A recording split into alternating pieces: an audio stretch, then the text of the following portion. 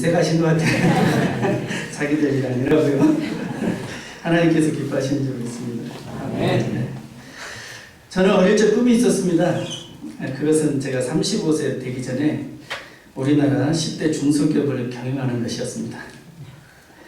예전에 다 그렇듯이 삶이 팍팍해서 유명한 사람, 돈 많은 사람, 많이 배운 사람, 이런 사람이 되는 것이 자라나는 어린 아이들에게 꿈이 되기도 하였습니다. 왜냐하면 그런 사람들이 대접받고 훌륭한 사람이라고 생각했기 때문에 그렇습니다. 그래서 부모들은 자녀들에게 그런 사람이 되라고 강요하고 또 수없이 많이 뒤에서 헌신하였습니다. 또한 부끄럽게도 교회가 그 가운데 서서 한 몫을 한 것은 사실입니다. 그런데 오늘 말씀을 읽으신 분들은 큰일 났습니다. 왜냐하면 우리가 알고 그토록 강조했던 삶이 성경에서 결코 훌륭하지 않을 뿐더러 하나님 나라에 들어가는 것이 그렇게 심각하게 어렵다는 것을 말하고 있기 때문에 그렇습니다. 어느 날 부자 한 사람이 예수님을 찾아왔습니다. 그리고 그는 아주 열정적으로 예수님께 질문을 합니다. 선생님, 과연 어떻게 해야 영생을 얻을 수 있을까요? 왜 그가 그토록 예수님을 찾은 것일까요? 그는 영원한 삶, 즉 다른 말로 말하면 영생을 가지기 간절히 원했습니다.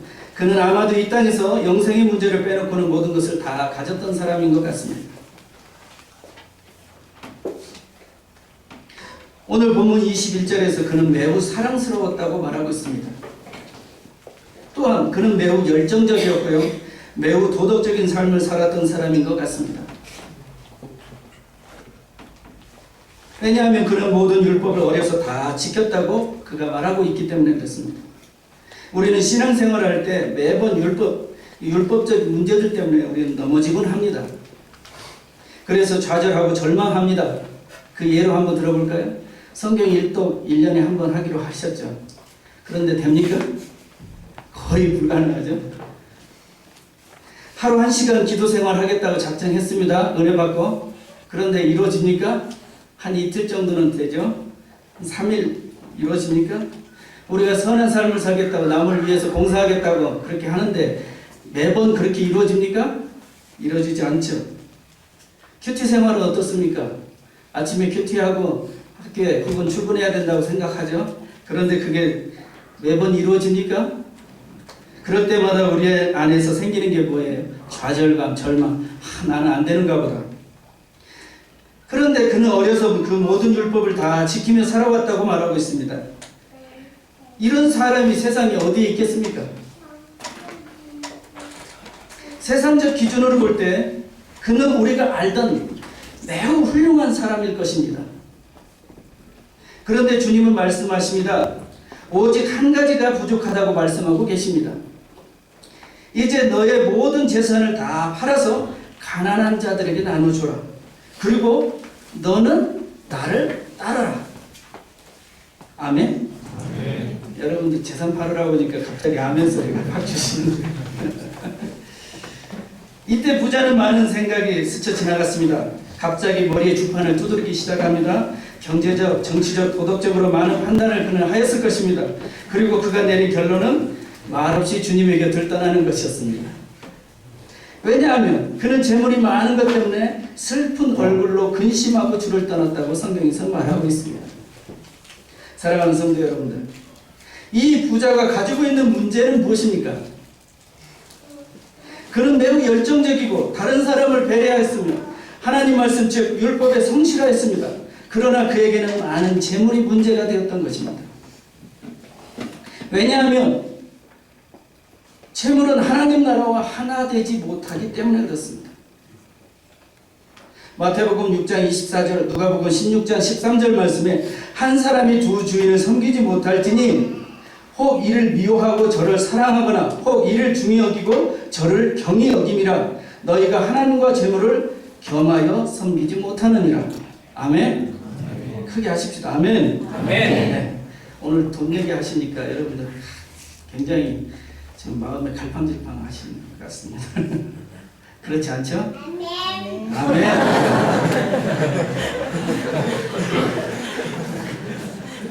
어린아이니까 아멘 하는 거예요. 나중에 어린아이 얘기 나올 거거든요. 자, 바로 우리에게 두 주인으로 존재하기 때문에 그렇습니다. 재물은 하나님께서 우리에게 주신 삶의 도구입니다. 그러나 이것이 하나님의 목적 혹은 하나님 자신보다 더 앞설 수는 없는 것입니다.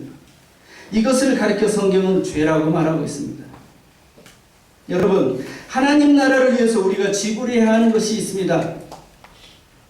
그것은 하나님보다 더 앞서는 것들을 포기하는 것입니다. 내려놓는 것입니다. 이 부자는 영원한 삶, 즉 영생 이외에 세상에서 모든 것을 다 가지고 있었습니다. 그는 자신이 가지고 있는 많은 것들에서 한 가지 영생이라는 것을 더 갖기 원했던 것입니다. 우리도 오늘 마찬가지입니다. 오늘 내가 가지고 있는 것에 대해서 천국이라는 한 가지 더 그것을 더 원하고 있는 것은 아닙니까? 그런데 성경은 말하고 있습니다. 내가 가지고 있는 것을 내려놓지 않고는 결코 하나님 나라를 소유할 수 없다고 말입니다. 이솝 우화라는 책이 있죠. 거기에 보면 욕심 많은 원숭이 이야기가 나옵니다. 이 원숭이는 입구가 작은 유리병 안에 있는 들어있는 사과를 가지기 원했습니다. 그래서 유리병 안에 손을 집어넣습니다. 그렇죠? 원숭이는 쉽게 사과를 잡을 수 있었습니다.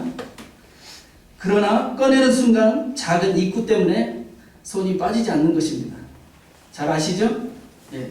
입구는 작은데 그 안에 사과가 들어있습니다. 그래서 집어넣을 때는 손쉽게 집어넣을 수 있죠. 그리고 나서 사과를 잡고 꺼내려는데 입구가 작으니까 손이 빠지지 않는 것입니다. 결국 원숭이는 사냥꾼에게 잡히고 말았습니다. 주님은 말씀하십니다. 부자가 하늘나라에 들어가는 것이 얼마나 어려운가를. 왜냐하면 부자는 가진 것이 너무 많기 때문에 그렇습니다. 부자가 되었다는 것은 세상에 미련이 많다는 것입니다. 여러분, 뚱뚱하면 몸이 둔해집니다.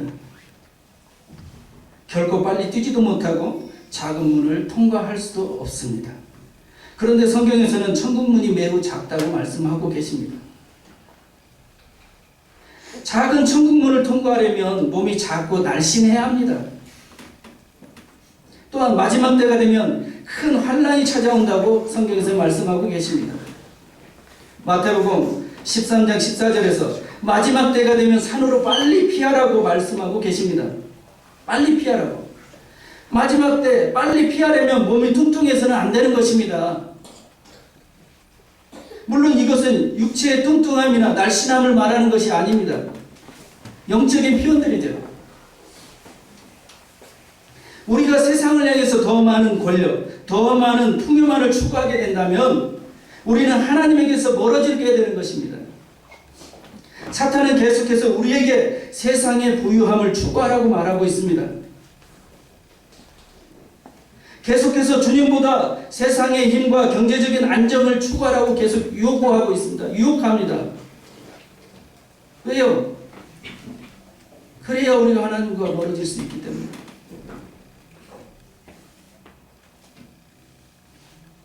그러나 성경은 말합니다.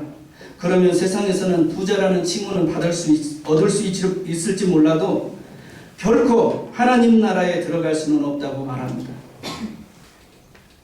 사랑하는 여러분들, 주님은 말씀하십니다. 세상적인 부자가 천국에 들어가는 것이 얼마나 어려운지 말씀하고 계십니다.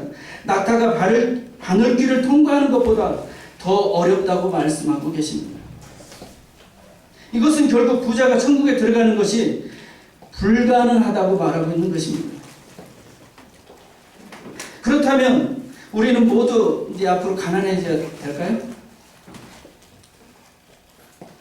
오늘부터 내가 가진 모든 재물, 집 팔아서 가난한 자들에게 나누어 줘야 할까요? 그러면 과연 천국에 들어갈 수 있는 것입니까? 대답 안 하시네요. 나눠주면 될까요? 결코 아니죠. 그 이야기를 말씀하고 계신 게 아니죠. 주님은 말씀하십니다. 천국은 어린아이와 같지 않으면 천국에 들어갈 수 없다고 말씀하십니다. 아멘. 아멘. 그래서 본문에 어린아이 이야기가 나오는 것입니다. 우리가 다시 어린아이로 돌아갈 수 있나요? 아닙니다. 결코 그렇지 못합니다. 다만 어린아이와 같이 순수하게 순종해야 한다는 것입니다. 아까 다른 사람 아무도 아멘 하지 않잖아요. 그런데 어린아이만 아멘해요. 기도하라면 기도해요. 우리 아버지이신 하나님의 말씀에 순종하는 것입니다. 또한 어린아이가 부모를 절대적으로 필요하듯 영적인 어린아이인 우리가 하나님 아버지를 필요로 하게 된다는 것입니다.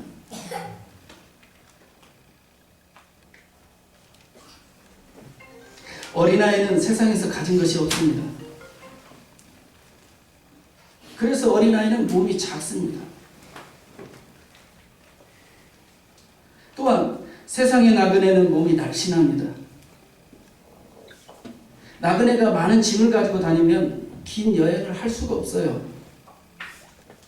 지난번에 이 중남미 일대를 전체를 여행하는 분이 저희 집에 와서 약 한 2주 반 가량을 머물다 갔습니다. 근데 그분이 하시는 말씀이 처음 미국에서 떠나서 멕시코를 거쳐서 멕시코에서 과테말라에서 온두라스, 니카라과, 파나마, 그 다음에 콜롬비아, 그 다음에 에콰도르까지 왔더라고요. 그리고는 지금 볼리비아에 가 있습니다. 그런데 재미난 것은 자기가 가지고 출발했던 짐들이 각 한 나라를 거칠 때마다 반으로 준다는 거예요. 줄고. 그래서 에콰도르에 왔을 때는 자기 의류, 그러니까 옷까지 외에 그 다음에 심지어는 컴퓨터까지 다 그 나라에 다 기증하고 왔다고 그래요. 전 좀 안타까웠죠. 에콰도르에 와서 기증하고 가야지.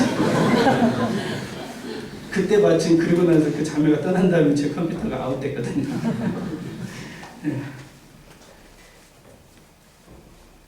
나그네가 많은 짐을 가지고 다니면 긴 여행을 할 수가 없어요. 나그네는 꼭 필요한 것만 가지고 다니기 때문에 날씬합니다. 우리는 하나님 나라를 향해서 가는 나그네들입니다. 그것이 바로 신앙인이라고 말하죠. 다른 말로 말하면 성도라고 합니다. 어린아이와 나그네는 세상에 대해서 한없이 작고 연약한 자들입니다. 그들은 반드시 주님만을 필요로 합니다. 그렇기 때문에 그들이 바로 천국의 주인이 되는 것입니다. 아멘. 아멘. 어린아이는 아무것도 가진 게 없어요. 할 수 있는 게 없어요. 부모가 없어요. 그래서 우리가 부모 되신 하나님을 찾게 됩니다. 그분만을 간절히 원하게 됩니다. 그때 비로소 우리가 가난해지는 상태가 됩니다. 그때 비로소 우리가 세상에 연약한 자가 되는 것입니다. 그래야 아버지가 일하시잖아요. 그래야 아버지가 함께 하시잖아요. 이게 성경의 역설적인 표현이라는 거예요. 그래서 예수님이 이 땅에 오셔서 십자가에 죽으신 거예요. 왜?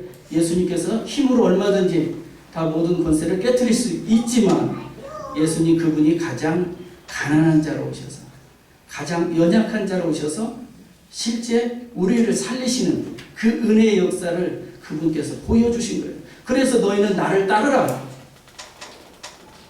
그분을 따르는데 우리는 많은 것들을 가지고 있습니다. 많은 힘들을 가지고 있고 많은 권력들을 가지고 주님을 따르려고 합니다. 오늘날 한국 교회가 문제점이 무엇입니까? 한국 교회 안에 가지고 있는 것들이 무엇입니까? 왜 화당 싸움 나고 교회 안에서 재산 싸움이 납니까? 교회들이 많은 재산을 가지고 있거든요. 많은 땅을 가지고 있거든요. 더 많이 안 준다고 싸우고 있잖아요. 언제부터 교회가 싸우는 장소, 더 많이 가지지 못해서 싸우는 장소가 되었습니까? 교회는 퍼주는 곳이잖아요. 교회는 나눠주는 곳이잖아요. 사랑하는 여러분들, 나그네는 잠시 왔다가 떠나는 것입니다. 나그네 같은 우리가 세상에서 욕심과 부요를 추구한다면 우리는 결코 천국에 들어갈 수 없습니다. 세상이 우리를 천국으로 갈 수 있게 놔두지 않습니다.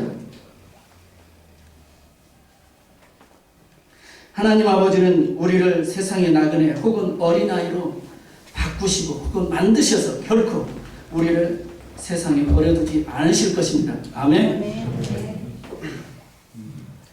그리고 반드시 우리를 천국으로 인도하실 것입니다. 아멘. 그렇게 우리를 인도하시는 분이 바로 하나님 아버지이십니다. 그러므로 부자가 천국에 들어갈 수 없지만 하나님은 하실 수 있는 것입니다. 우리를 어린아이와 같이 혹은 세상의 나그네와 같이 만드셔서 천국으로 인도하실 것입니다. 이것을 성경에서는 심령이 가난한 자라고 얘기합니다. 세상에서 나의 힘을 드러내고 세상에서 내가 할 수 있다는 것들이 많아질 때 우리는 하나님과 무관한 삶을 살게 되는 것입니다. 기도하겠습니다.